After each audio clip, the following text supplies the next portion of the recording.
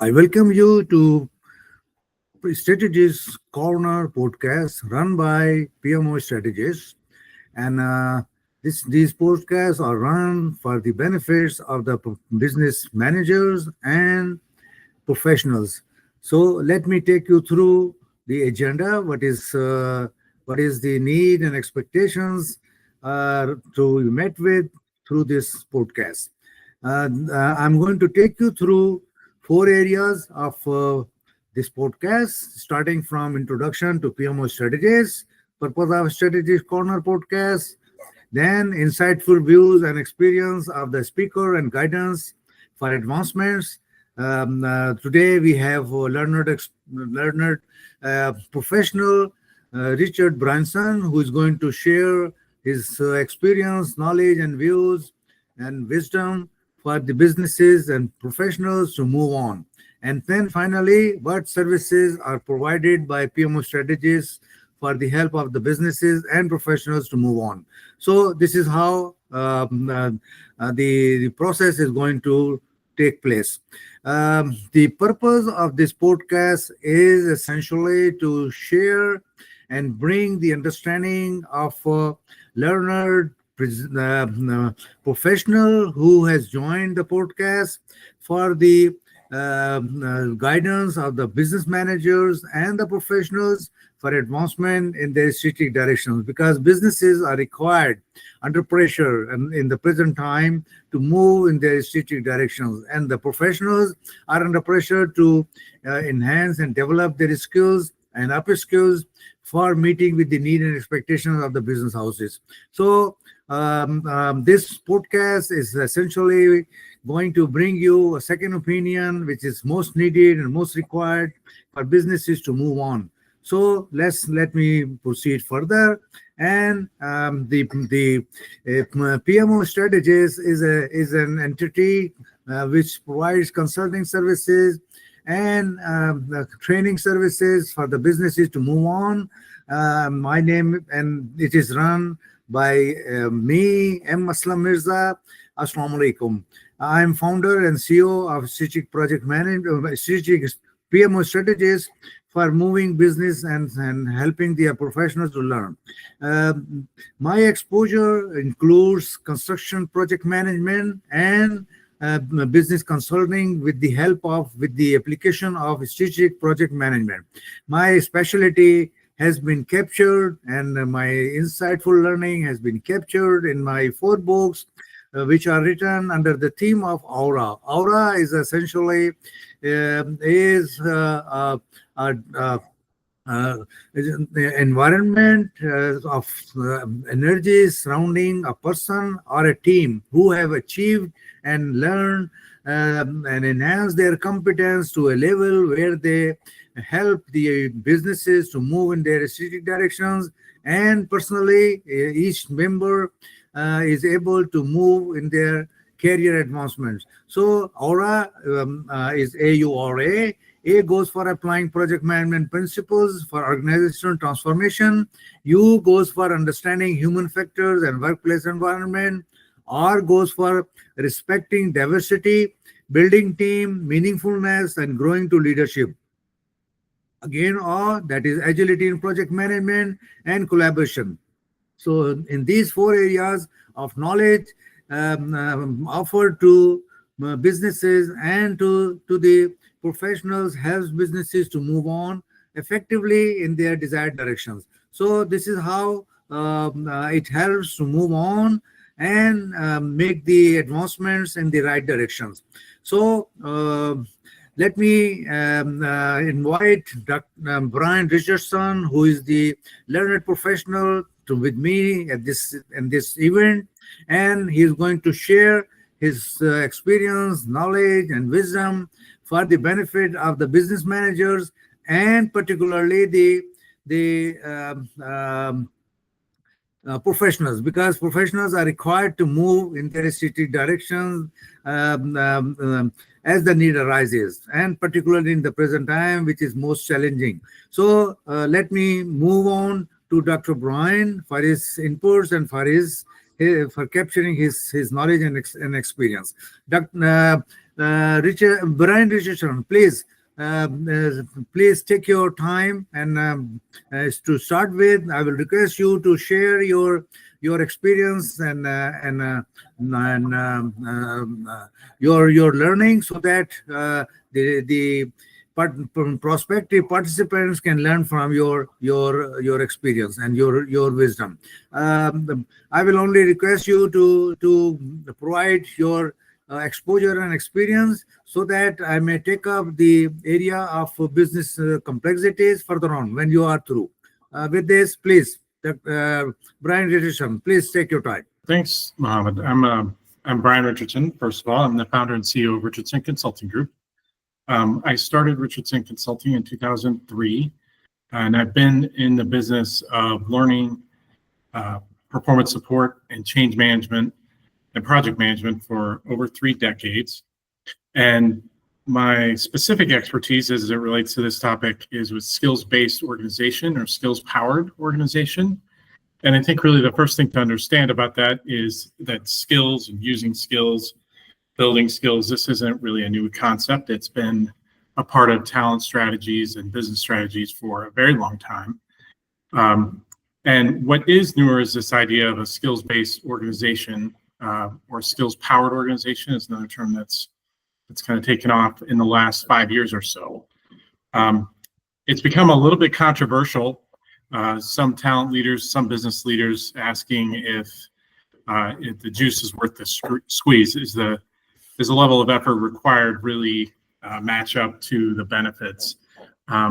And we work with a number of organizations for whom the answer to that is unequivocally yes. The juice is worth the squeeze. And I can share some of that with you today. In addition to my consulting practice, I also host monthly skills roundtables, which you've attended. Thank you very much. For HR, talent, learning, and business leaders. So we do deep dives on different aspects of skills and skills organization, including strategy, data, culture, and a lot of the topics that we'll cover today. So what I'm going to share with you today comes not just from research, it's not just from my own practice, but it's also from all these organizations that we get to work with and talk to on a monthly basis, and really the collective wisdom of, at this point, hundreds of cross-industry leaders from dozens of leading organizations at all stages of this journey on the skills-based or skills-powered organization, who've, to varying degrees, have really baked skills into how they run their business. Everybody from everything from startups to small pilots, to really baking it into every aspect of their strategy and operations. So where I thought we'd start is just kind of break down the idea of what this is even about, and then just give you some frameworks to understand what this approach is, what the benefits are, why you might undertake it, and then we can cover like some of the most common issues where organizations stumble either out of the gate to start or as they mature their capabilities and practices. And then I can just share the best practices that we've distilled from all the things that I just mentioned. So to start, a skills-based organization, what is it? It's an organization that prioritizes skills and expertise, and more specifically data about skills and expertise, over job titles and organization hierarchy. And the purpose of this is to organize people and to organize work with greater flexibility and greater efficiency. So what does that mean? It means we preference skills and expertise over job titles and organization hierarchy. Does not mean that jobs go away, that we don't have organization hierarchy at all anymore. It's just a matter of how we make decisions about work, and people tends more toward looking at this data about their skills and expertise. So the key high-level strategic capabilities required to do this at scale are, number one, skills data. So you need good data about the skills of your people. The higher the volume and quality of that data, the better you're gonna do. The second is agile workforce management. So you need the ability to rapidly deploy people with the right skills to the work that needs doing. This could be people moving into different jobs, into different roles. It could be projects, it could be gigs, short-term assignments. But the theme is it's all based on their skills. You're moving the people to the work and the work to the people based on this data about their skill sets. And then the third is continuous feedback and learning. So one of the important facts about skills is that they are learnable. We as humans can and do acquire new skills on a continuous, ongoing, and lifetime basis. We learn throughout our entire lives. There's a lot of research and data to back that up. So being able to build into the culture and into the practices of the organization, that continuous learning, that continuous feedback is the other key capabilities. And all three of these can and should be continuously matured and improved through your efforts in this direction. So that begs the question, what exactly is a skill? It's a word in common parlance, but it's helpful to have a working definition. So the working definition that we use is a skill is an ability to create a result. So it's not just an aptitude, it's the ability to create a result. And this ability can be acquired through learning, effort, and deliberate practice. Some other characteristics of skills is that they are observable. You can see a skill in action, you can measure it. Skills are also transferable. So just as a simple example, dribbling a basketball is a skill. It's something almost anyone with one working hand can learn how to do relatively rapidly. Dunking a basketball is not a skill. So anybody can dribble a ball, and the more you dribble, generally the better you're going to get at that skill, and the more you're going to advance your skill. Dunking a basketball in a standard rim, however, it requires more than learning, effort, and practice. It requires some physical characteristics and attributes that not all humans possess. So you have to be able to elevate off the floor high enough to clear a 10-foot rim with the ball in one or both hands. So some of us, myself included, cannot do this no matter how much we practice. And then when we say a skill is transferable, again, taking the dribbling example, I can transfer that skill to just practicing by myself, playing somebody one-on-one, a game of 3-on-3, a game of 5-on-5, or some sort of a dribbling exhibition. That skill can transfer to different contexts. Now, once we have skills, these are building blocks for other ways to describe capabilities, namely competencies and capabilities. Won't get into definitions of those too much, but just sticking with the basketball example, dribbling is a skill that's part of ball handling, which is a component of scoring ability. So you can see these things get grouped and kind of ladder up into other structures. So why are organizations interested in this? Why is this important? And really the simple answer is, again, anchoring back to the data. This is really about data, having better data about what your people can do, as well as the potential that they have to grow and develop their skills. With that better data, you can make better decisions. So you can match them or empower them to match themselves to the right roles, to the right projects, to the right opportunities. That's going to both drive the business forward as well as help them develop their career in ways that they choose. So we like to say that we need a double win. We need to identify the double win in this strategy. How does the organization going to win, and how are the people in the organization going to win? So what challenges, to kind of address some of your overall themes, does this address?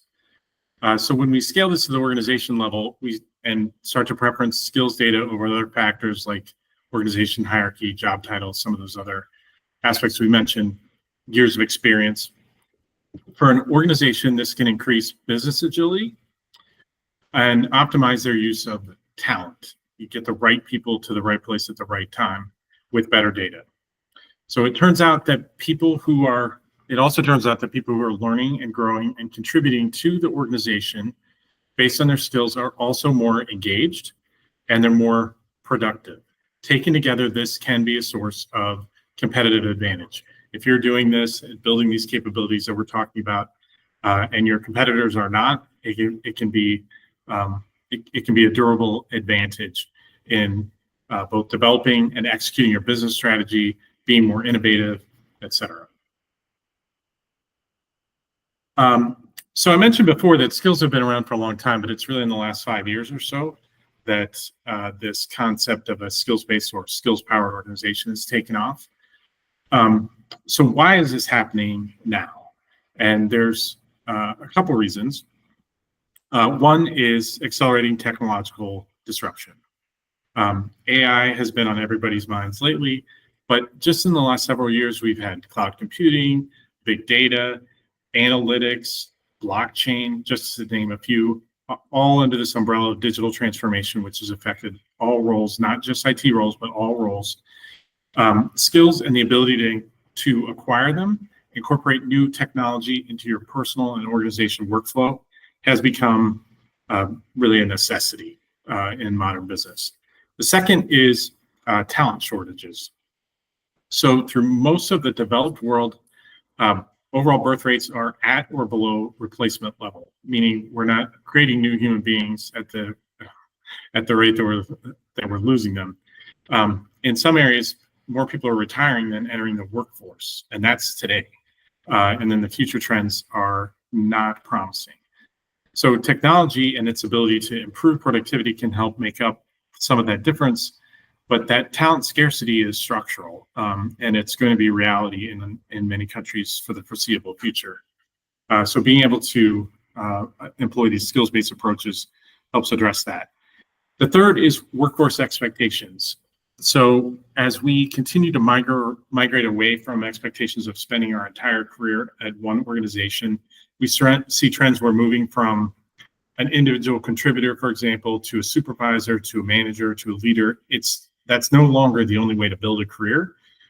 It's no longer the only way to grow your compensation.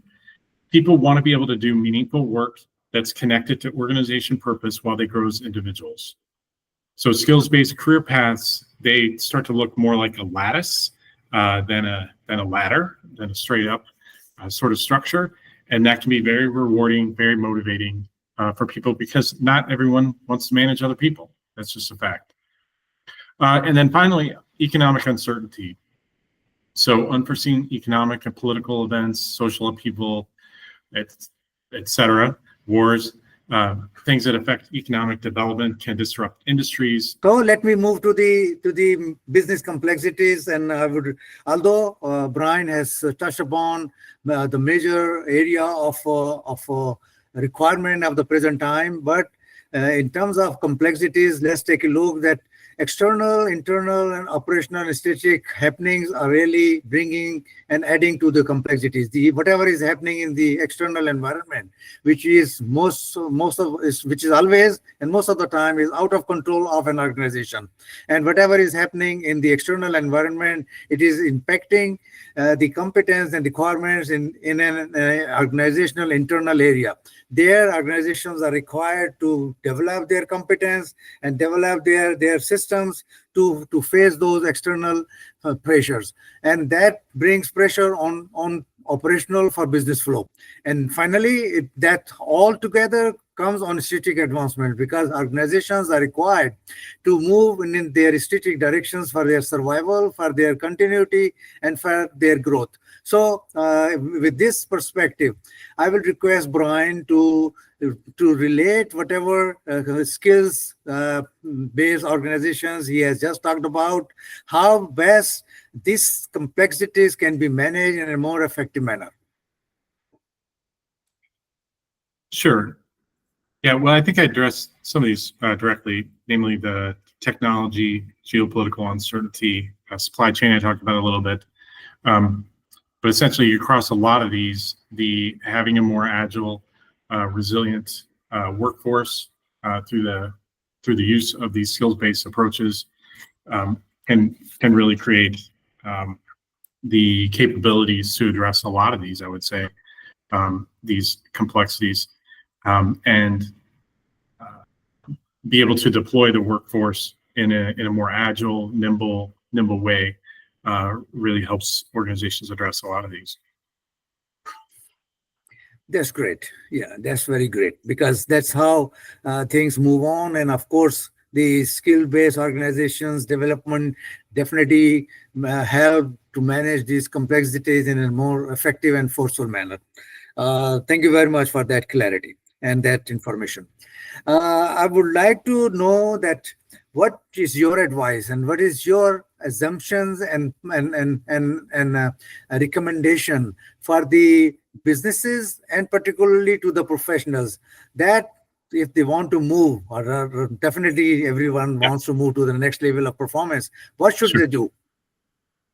Well, really look at it from two angles. One is just want to share with you some of the common issues we see for organizations undertaking this approach. So some of the more common ones, one is a weak value proposition. So not really having that double win defined. How's the organization going to win? How are the people in the organization going to win? What the impact of this is it is very weak leadership support, lower budget commitments, lower priority and time commitments. We definitely see this in organizations where they don't really spend a lot of time up front, really creating the why are we doing this, and what are the benefits. The second one is underinvesting in culture. This is a cultural shift. It is a cultural change. I mentioned employees and the organization. Another key component is managers. Managers really control people's time and priorities.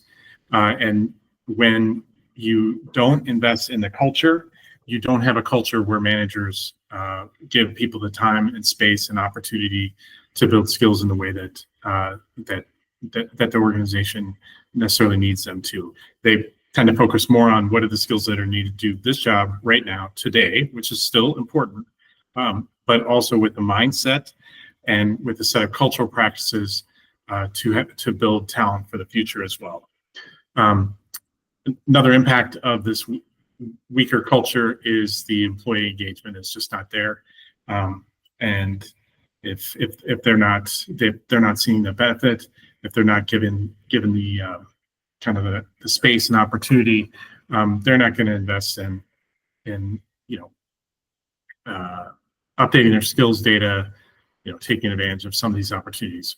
The third one is investing too soon and too much in some of the infrastructure, so the architecture, the data, the technology. There's a lot of very cool technology on the market that purports to help you, execute on your skills strategy.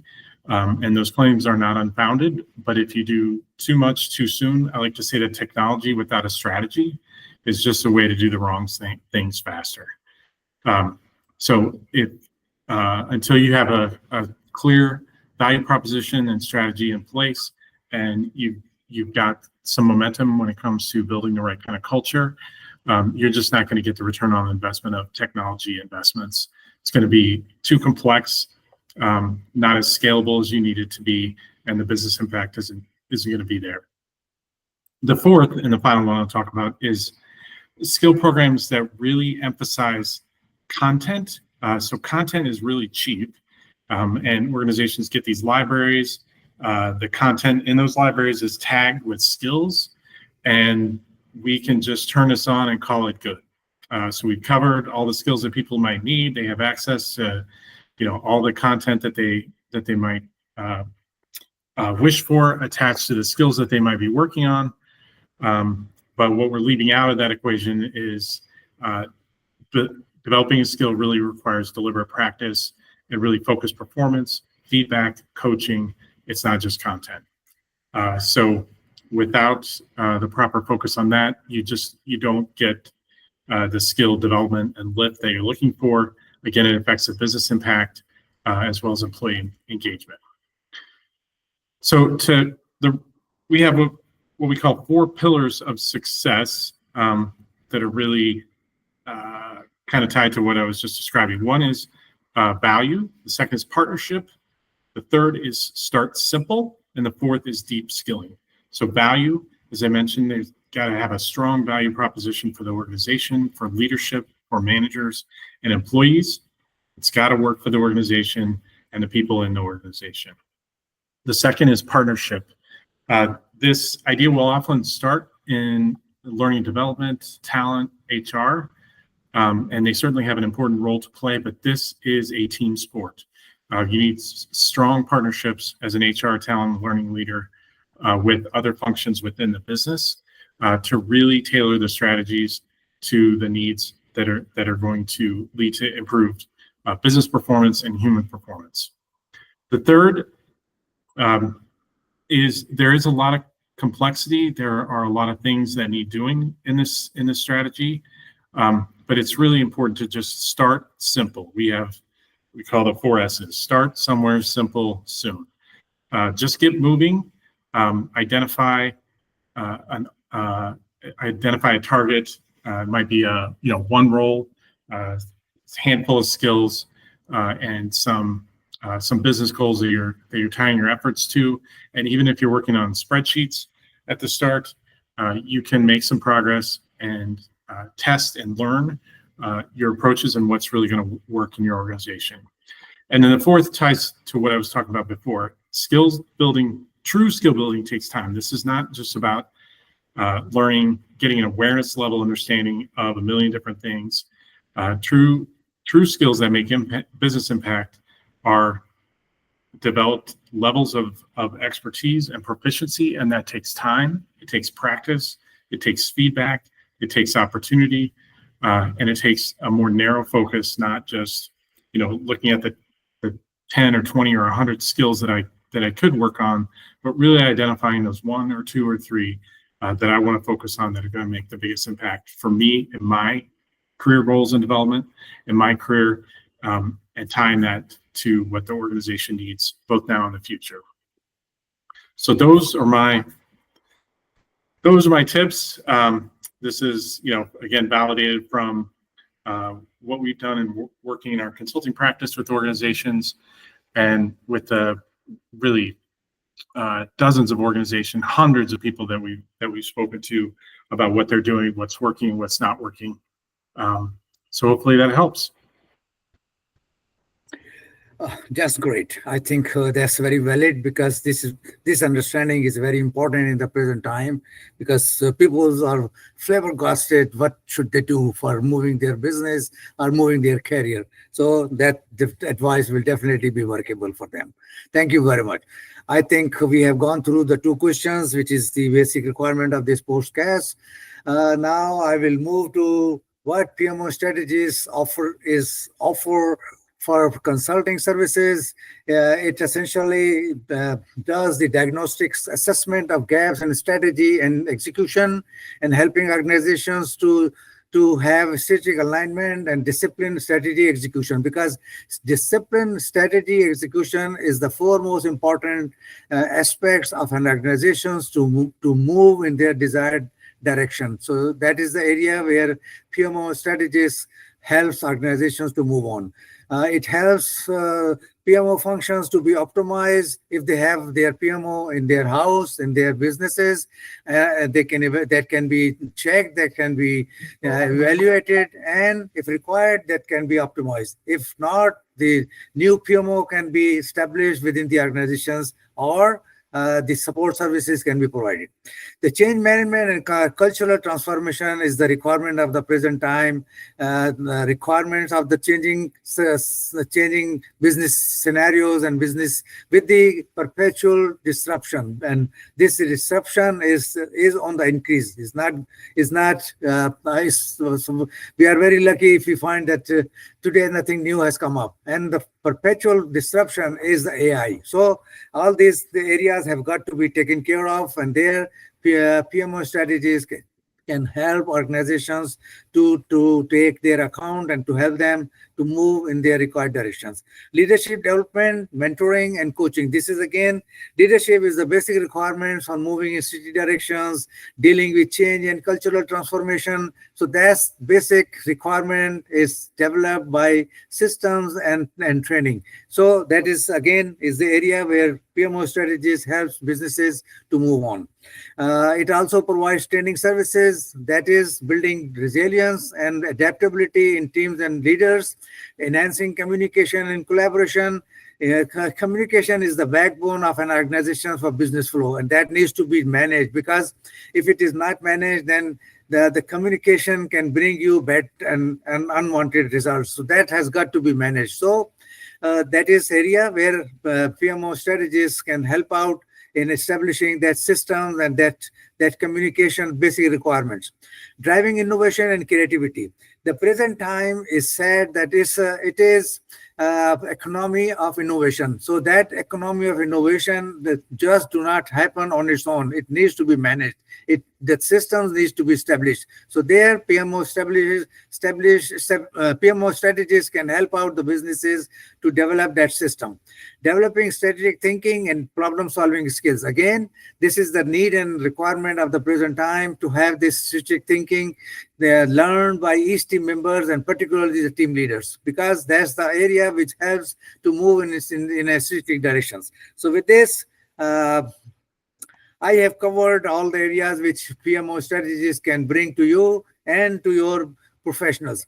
With this, thank you very much. And before I close down, let me ask Brian Richardson, our learned speaker, if he has anything else to contribute and to bring to the understanding of the participants. Please.